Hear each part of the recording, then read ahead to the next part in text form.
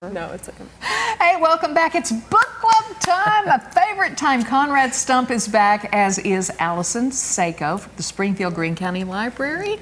Welcome. Yes, thanks for having us back. Well, it's always good to have you back. Yeah, it's a lot of fun. All right, Conrad, we're going to start with you. Yep. Benstead's Safari is our first book today. Tell me about this one. Yeah, so Benstead's Safari by Rachel Ingalls was actually published in 1983. So both of my books are kind of reissues, essentially, right? There are thousands of books published every year, and it's hard to keep track of, you know, kind of like what's good, what's going to become a classic, or there's just so much that gets lost in the shuffle. Sure. But so this is basically the story of a kind of neglected housewife, Millie Benstead, who accompanies her professor husband on an African safari. And he is ignoring her, and she gets a new haircut, gets a new outfit, and she starts to gain confidence, and she becomes kind of this like fiery, empowered character, and she starts her own affair with a dashing man who may or may not be a like African lion god.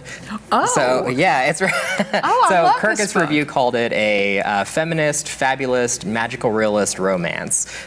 So it's a little bit, you know, kind of fantasy, but also women's empowerment, and it's just a fun, interesting, well-written book where it's a little bit like you know, domestic, but it becomes more, which I really like about it. Oh, that sounds like a great story. Yeah. Okay. Now here's one that sounds kind of disgusting. It's called Mouthful of Birds. It is kind of disgusting. Conrad? What's that about? Mouthful of Birds by Samantha Schweblin was who's an Argentinian author. It was published in Spanish in 2009, and so it just was issued in English this past year. It was on a bunch of most anticipated book lists. But what I really love about these stories in here is that they start off kind of really normal, where, you know, it feels like a world like ours, it feels like characters like ours, and then these kind of fantastic elements slowly start to creep in. There's a merman, there are children that turn into butterflies, and so it's sort of this, the everyday kind of becomes fantastic. Wow. And yeah, it deals a lot with relationships between spouses, between siblings, especially between parents and children.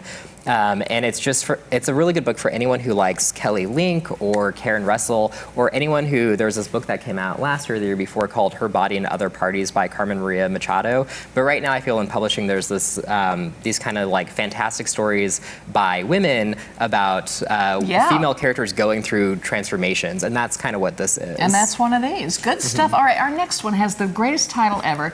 This is a children's book, Allison, and it is called Can I Be Your Dog? Is that a great title for a book? That makes me so happy. What's it about? So this book is about, the main character is this adorable dog that we see on the cover, Arfie. He is a dog who is homeless. So this is a really good book about adopting animals. Adopt, don't shop.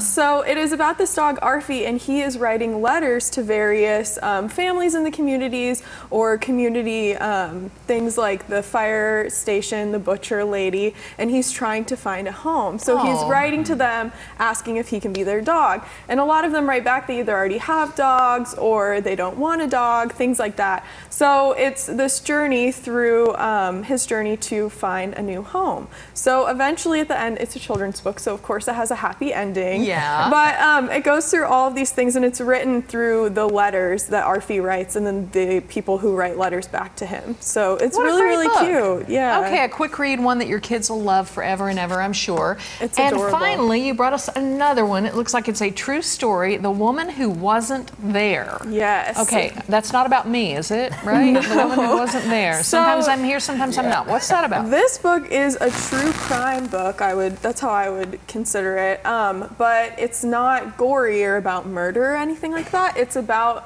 a woman who claimed, she came out in 2003 with the 9/11 Survivors Network, and she was claiming to be, she had like this really incredible story of survival, and she was like involved in the organization for several years, and then the New York Times broke the story that she actually wasn't even in America whenever 9/11 happened. So it goes through the whole story of how she came up in the 9/11 community, all of the work that she did, and then of course whenever they broke the story. So it reads really, really quickly. I read it in like a day and a half.